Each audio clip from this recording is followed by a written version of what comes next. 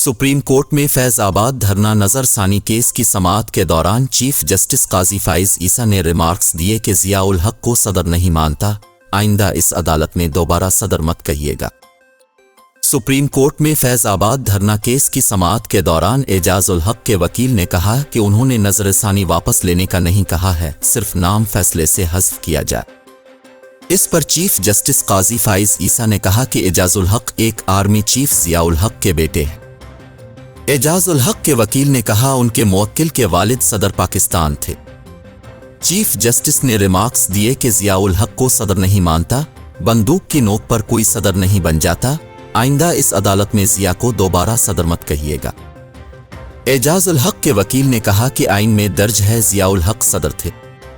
इस पर chief justice ने कहा कि ज़िया उल हक वाहिद शख्स है जिसका नाम आइन में लिखा हुआ है, वक्त का नहीं मालूम होता लेकिन ज़िया ने लिखवाया कि वो सदर है। उनके 5 साल तो पूरे नहीं हुए थे, तो क्या आइन की खिलाफ वर्जी हुई थी? अटॉर्नी जनरल ने अदालत को बताया कि 18 तरमीम में ज़िया उल हक का नाम आइन से निकाल दिया गया था।